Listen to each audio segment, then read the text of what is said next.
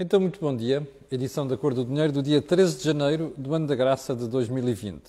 Antes de começarmos a emissão de hoje, que também, como sempre, e nas últimas semanas têm sido emissões muitíssimo longas, tal a profusão de assuntos que temos de analisar aqui diariamente, quero recordar-lhe que este canal tem uma parceria com a Prozis, o que significa que você, se quiser fazer compras no site, tem uma grande vantagem, que é, no momento de saída, colocar no cupão promocional o nome Camilo, um AMEM, e beneficiar das ofertas. Depois há aquelas ofertas especiais, esta semana não escapa a isso, mas eu depois ponho aqui a informação no final. Bom, feito o disclosure de informação de marketing /comercial, porque aqui é tudo transparente, vamos então à edição de hoje. E a edição de hoje começa com, naturalmente, o período de ordem do dia, para falar das... Não, antes eu ia falar já das escutas aos jornalistas, mas gostava de voltar ao assunto dos Estados Unidos, ao Sr. Trump. Eu não sei se reparou, mas o rapaz andou muito calado nos últimos dias. Deve ter apanhado um susto, apesar daquela arrogância toda que o caracteriza, e da estupidez também, deve ter apanhado um susto porque percebeu que vai levar com o impeachment em cima. E, por outro lado, que os seus próprios advogados estão alarmados com a situação. Mas esse senhor não aprende, definitivamente não aprende. E este faz parte daquele grupo de pessoas que um dia só vão aprender a ferro e fogo. Não vejo outra forma. E porquê? Porque ontem apareceu em público para dizer que, deixar ficar assim uma ameaça no ar, que, bom, isto aqui é muito perigoso e tal. São coisas dessas que dão depois aso aos apoiantes. E aquela gentalha, não é? Não tem outro nome, que fez aquilo na semana passada, que foi invadir a Casa da Democracia nos Estados Unidos. Portanto, este senhor vai acabar mal. Não vou ter pena nenhuma dele. E suspeito que, pelo caminho que está a levar, dificilmente volta à política americana. Bom, segundo ponto, as escutas a jornalistas. Ontem ficámos a saber que o Ministério Público deu autorização às forças policiais para escutarem 2 jornalistas. Na altura, as jornalistas na revista Sábado, por causa de divulgação de informações sobre processos. Parece que o magistrado do Ministério Público, o juiz, terá tido dúvidas sobre... Aliás, o magistrado do Ministério Público e o juiz, o procurador e o juiz. Pois é sempre o juiz que autoriza escutas a seja quem for. Mas dizia eu, parece que o juiz terá sido sensível aos argumentos do procurador do Ministério Público de que os jornalistas estavam a falar com pessoas ligadas ao processo e havia fugas de informações. Sinceramente, eu acho que haveria forma diferente de fazer isto. Acho que o Ministério Público comprou um problema. Primeiro ponto, vamos ver se a gente se entende. Os jornalistas não estão acima de qualquer outro cidadão. Portanto, quando um juiz mandar escutar alguém, se um juiz, o Presidente Supremo, pode mandar escutar um Primeiro-Ministro, não é? Um juiz pode mandar escutar qualquer pessoa. Porque o juiz é isso mesmo, não é? Tem esse poder, por isso é que foi investido esse poder pela sociedade, pelo Estado. Pelo Estado quer dizer por todos nós. Agora, ou seja, fica claro isto. Os jornalistas não estão acima de outros cidadãos. Agora, é preciso cuidado com certas profissões, porque são profissões de escrutínio. O jornalismo é uma delas. Quando um juiz manda escutar os jornalistas, é bom que haja dados muito factuais e muito concretos e claros de que o jornalista pode estar metido em algo de ilegal. Ou melhor, não é de ilegal, é de violação da lei. Porque senão fica a sensação de que há vingança ou outros intuitos por trás disto. Eu não acho que tinha sido muito brilhante a ideia de pôr as escutas a 2 jornalistas. Assim como não acho, como ouvi hoje de manhã, o jornalista Henrique Trindade, que eu não conheço pessoalmente, confesso, de quem tenho excelente opinião, está agora na TVI, dizer que vai processar o Estado. Quer dizer, processar o Estado pode processar. Tenho muitíssimas dúvidas que alguém vá processar um juiz ou o magistrado que pediu escutas a jornalistas sabendo que aquilo foi validado por um juiz. Portanto, não vale a pena exagerarmos. E repito, eu não conheço o jornalista, nem tenho, e tenho até a excelente opinião dele, por aquilo que vejo fazer o trabalho na TV. Portanto, nós não estamos acima dos outros. Agora, é um aviso também para a classe judicial e para a classe do Ministério Público, que é, convém que situações destas sejam uma absoluta exceção. Ponto seguinte. O Governo criou um grupo de trabalho de prevenção e combate ao racismo. Eu não consigo perceber porque é que este país adora tanto grupos de trabalho. Que fazem estudos daqui, prevenções da acolá, observações daqui. Já viu quantos observatórios aqui há? Bom, mas porque é que a mim me faz quase vomitar para o lado? Desculpe uma expressão. é saber que nesse grupo de trabalho está gente muito pouco recomendável. Uma dessas pessoas pouco recomendável chama-se Mamadou Ba, que é um dirigente do SOS Racismo, muito próximo do Bloco de Esquerda, aliás, que é um indivíduo que não tem utilidade nenhuma, sinceramente. Não vejo qualquer utilidade no Mamadou Ba. Sabe porquê? Porque o indivíduo que diz que a bosta da bófia, percebe? Um tipo que diz a bosta da bófia de um país que o acolheu, não pode ser um tipo sensato. Bom, um indivíduo que diz, que cita o Manon, não é? Como aquela história de que precisamos de matar um homem branco, a propósito dos movimentos de libertação em Angola e Companhia Limitada, o Olden Roberto, o MPLA, que eu expliquei aqui, é um indivíduo que não merece credibilidade. E, portanto, nomear um indivíduo destes para estes cargos significa duas coisas. Primeiro, o governo é de um populismo vergonhoso. Já sabíamos disto. Não sabíamos é que descia a este nível. Em segundo lugar, que o governo continua com muito medo de instituições como o Bloco de Esquerda, não é? De quem o Sr. Mamadou é próximo, e que anda sempre com esta ladinha na boca. Portanto, estas coisas, sinceramente, a mim dão-me vontade de vomitar para o lado. Ponto seguinte. O Monte Pio já foi autorizado pelo governo a despedir até 400 trabalhadores. A informação que eu tenho é que o banco precisava de libertar mais pessoas. Aliás, a banca em Portugal tem gente a mais. Ponha isso na cabeça. Se você é bancário, das duas uma, ou você muda de profissão, ou torna-se útil, ou faça aquilo que nós temos hoje em dia, digitalização, fecho de balcões e não sei das quantas, você está a ficar obsoleto. E a mais. O que primeiro, você já percebeu que eu sou um apoiante do Pedro Leitão, não é? Que é quem está a dirigir o Banco Monte Pio. E mais, não é da pessoa em causa, é da administração em si e do que a administração está a tentar fazer. Eu estou curioso para ver duas coisas. Em primeiro lugar, quais são as tentativas de boicote que vão aparecer aqui, neste processo. E, inclusive, dentro da própria instituição. Mas eu vou estar atento. Sabe porquê? Porque o Monte Pio precisa de uma reestruturação a sério, porque senão nós, contribuintes, vamos ter que lá meter dinheiro. Portanto, eu vou estar aqui atento ao que se vai passar nas próximas semanas e meses. Ponto seguinte, debate que começou com toda esta marmelada, não tem outro nome, à volta dos testes, das vacinações e não sei o quê, nomeadamente do nosso Presidente da República. Recomeçou, ou melhor, apareceu em força o debate sobre se nós devemos ou não vacinar as principais figuras do Estado antes de procedermos à vacinação dos grupos prioritários. Olha, eu acho que não. É a minha opinião já, aqui à partida. Mas agora vamos aos argumentos. A teoria é, vocês viram isto que aconteceu com o Marcelo? É uma chatice, não é? Porque depois, no futuro, nós vamos andar aqui, olha, o tipo foi testado, não foi testado sim, foi testado não, foi não sei quê. Desculpem lá. Se quiserem arranjar um argumento para vacinar, em primeiro lugar, as figuras do Estado, ou as altas figuras do Estado, arranjem outro argumento. Este não. E eu vou explicar a seguir. Porque esta história do Marcelo, além de estar toda muito mal contada, é uma vergonha, percebe? É uma vergonha do ponto de vista das autoridades de saúde, é uma vergonha do parte de comportamento do Presidente da República e é uma vergonha da política de comunicação da Presidência da República. Com todas as críticas que eu possa dirigir aos meus ex-colegas, aliás, aos meus colegas que estão neste momento na Presidência da República a assessorar o Sr. Presidente da República. Bom, não gostam de crítica, demitam-se. Bom, e já vamos ver isto daqui a bocadinho. Portanto, a minha opinião é não. Ok? Estes senhores não são mais do que são profissionais de saúde e outras pessoas estão ali na primeira linha e a correr o risco de levar com aquela pandemia em si. Ponto seguinte. Às audiências do debate das presidenciais de ontem. O debate de ontem teve muito poucas vantagens, acrescentou muito pouco, como eu já lhe tinha, aliás, dito aqui que ia acontecer, em relação aos debates anteriores. Mas teve uma vantagem.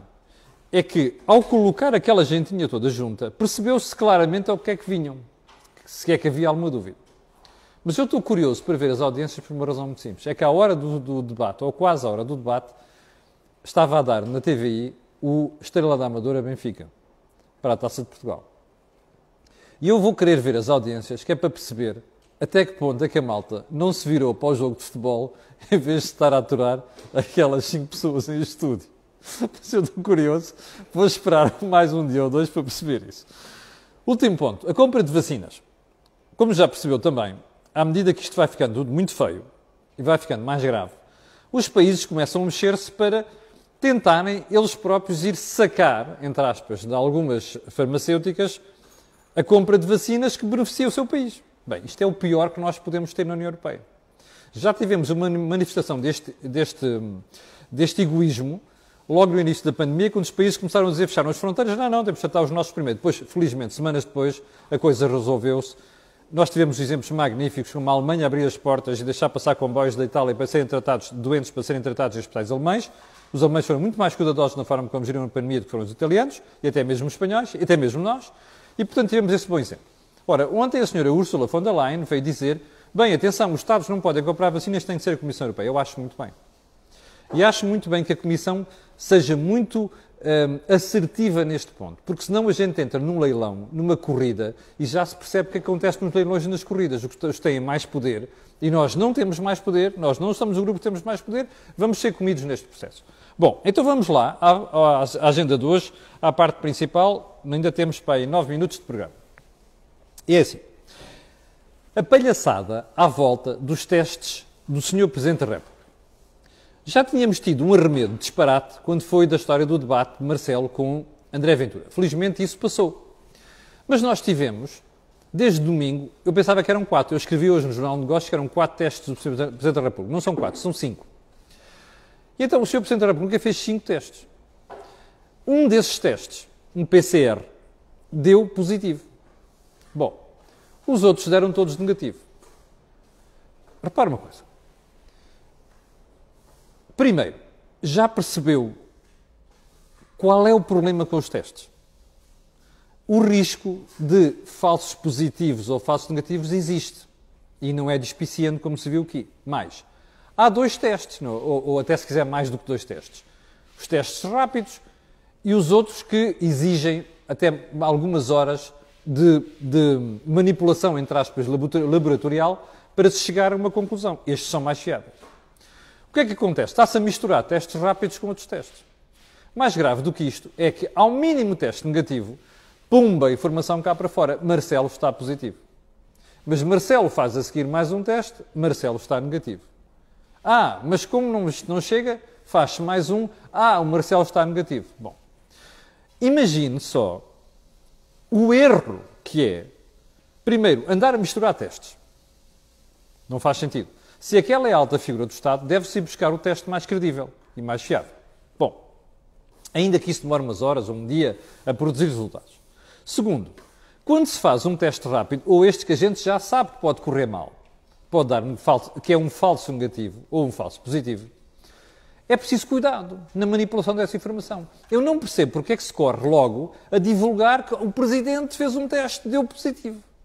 Ou o Presidente deu um teste, fez um teste e deu negativo. Isto não devia acontecer. É um problema de comunicação.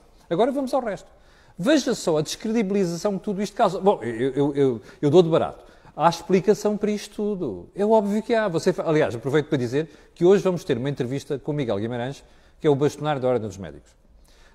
Vou conversar com ele e esta matéria, naturalmente, vai entrar em discussão na entrevista. Vai ser por volta das 11 da manhã. É óbvio que há explicação médica e química e científica para tudo isto, é óbvio que há. O problema é que o cidadão de rua, quando é confrontado com esta batelada de informação desencontrada, percebe?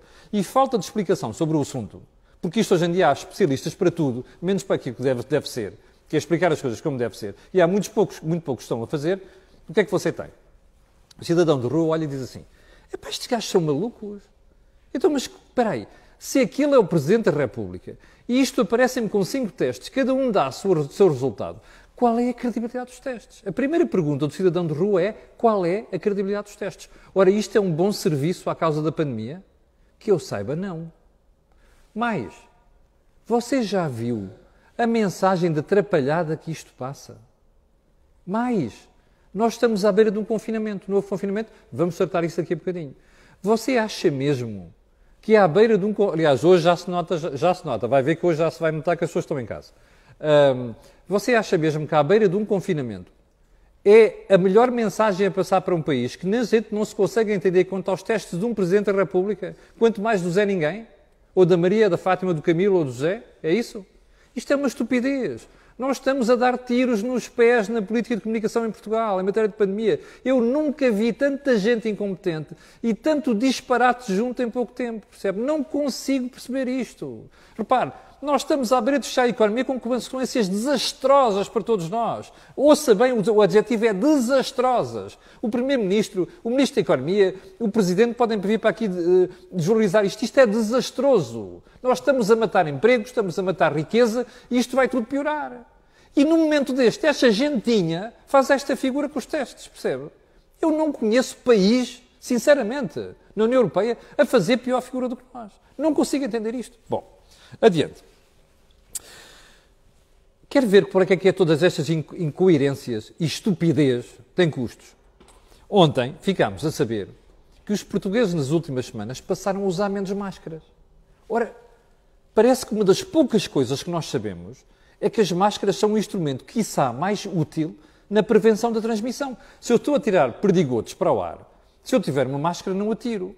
Se do outro lado tiver alguém a falar comigo, a 2 metros, ou 1 metro, ou 3 metros, com uma máscara, os perdigotos não chegam lá. Admitindo que os contágios são essencialmente por esta via, isto é um instrumento fundamental. Eu acredito piamente que sim. Bem, então os portugueses passaram a usar menos máscaras.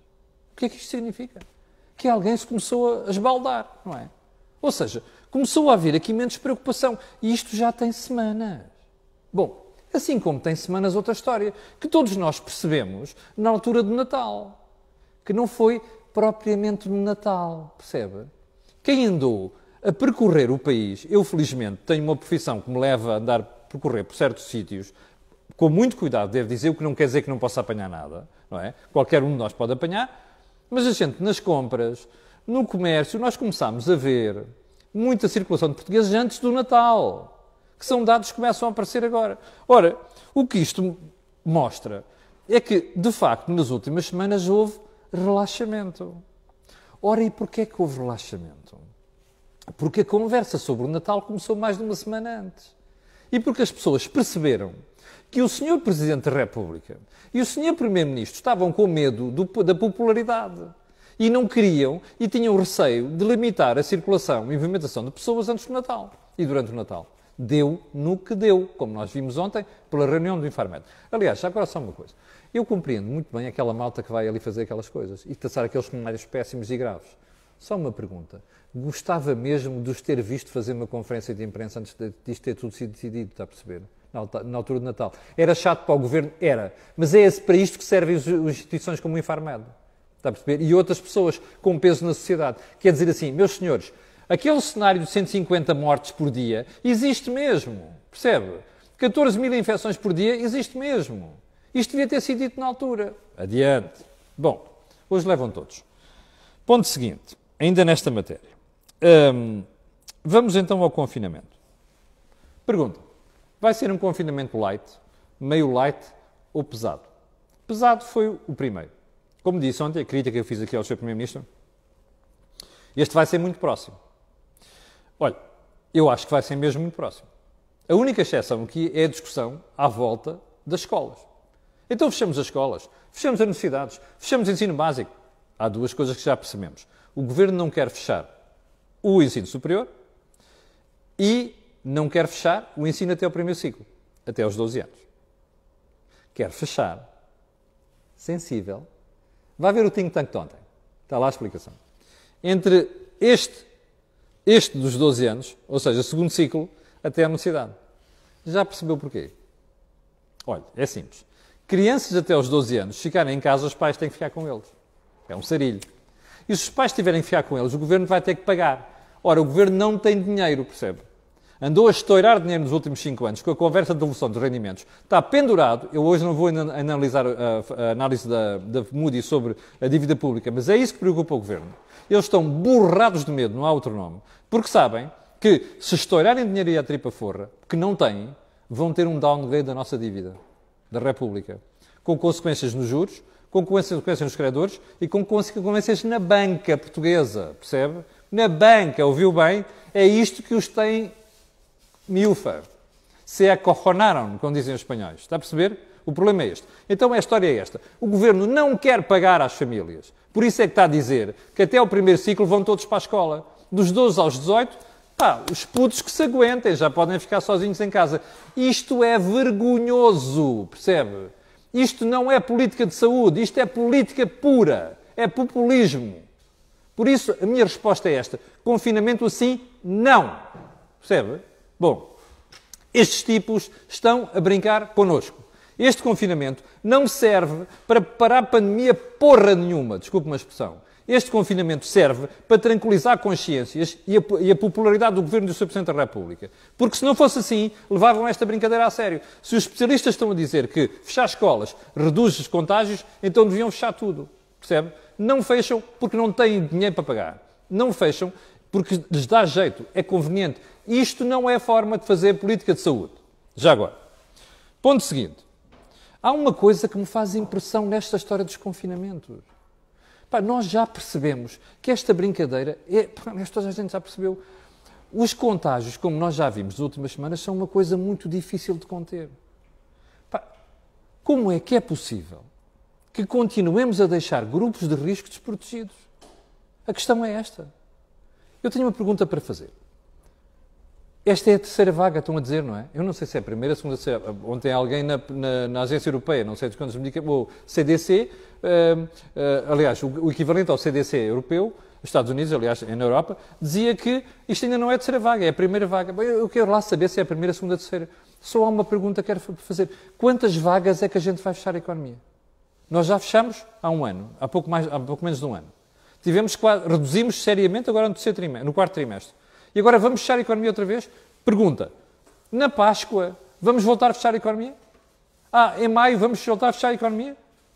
Espera aí. Você vai dizer, às vezes que forem precisas. Não. Porque daqui a pouco você não tem economia. Percebe? Porque nem toda a gente pode fazer teletrabalho. Porque há atividades que a gente vai perder. Porque há cadeias que vão desaparecer completamente. Vão ficar de pernas para o ar. Tudo isto vai dar cabo da economia. Ou seja, vão-me dizer o quê? Não, entretanto, vamos imunizando a população. Mas imunizar por como? Se nós, neste momento, não temos vacinas suficientes. Já percebeu? Isto é uma estupidez da forma como está a ser feita. Percebe? Há gente que vai morrer. É a lei da vida. Posso ser eu. Percebe? Embora não esteja no pior grupo de risco, posso ser eu, pode ser você. É a lei da vida. O que nós não podemos parar é uma sociedade toda com medo de algumas mortes. É duro dizer isto? É. Agora, o problema não é esse. O problema é, não há critério nisto. Sabe qual é o critério? São os caixões. Unicamente os caixões. O Sr. Primeiro-Ministro e o Presidente da República estão borrados de medo porque vêm 90, 91, 100, 110, 120 e ontem 155 mortos. Estão borrados de medo. O único receio que têm é apenas esse. Não estão a fazer política de saúde. Estão a fazer política de popularidade. Ponto final. E no meio disto eu estou a dar cabo da economia. Bom, vamos... Quanto tempo já 23 minutos, que vergonha. Bem, deixe-me só fazer-lhe uma pergunta. Já leu o decreto presidencial? Vá lá ler. Vai ficar uma série de assuntos outra vez por tratar. Eu peço desculpa. Vá lá ler o decreto presidencial. Veja lá o que é que diz sobre botijas de gás, ok? Botijas de gás. E sobre limitação de comissões, de entrega de comida em casa. Vá lá ler, que é para nós termos uma conversa amanhã. Isto é vergonhoso, percebe? É socialismo do pior. Isto é transição para o comunismo. Estas porcarias estão a ser feitas com a cobertura do Sr. Presidente da República. Está aí a explicação. Eu hei de explicar isto amanhã, o que é que isto significa. Mas vou-lhe dizer uma coisa. Eu nunca mais na vida volto a votar no Marcelo. E há uma coisa que não voto seguramente, é no António Costa. Depois de ver estas coisas. E não se esqueça, eles estão lá porque alguém desse lado votou. Bom, quero agradecer às 8.800 pessoas que estão em direto. Quero pedir desculpa por alguma coisa, olha, nomeadamente ter exagerado aqui no tempo. Quero pedir a estas pessoas e as outras que vão ver aquilo que peço sempre, que é colocarem um gosto, fazer partilha nas redes sociais e já sabe porquê. Aquilo que você ouve aqui não houve mais sítio nenhum. Só mais um pormenor. Às 11 da manhã, Miguel Guimarães, bastonário da Ordem dos Médicos, vamos falar sobre a pandemia. Obrigado, com licença e até às 11.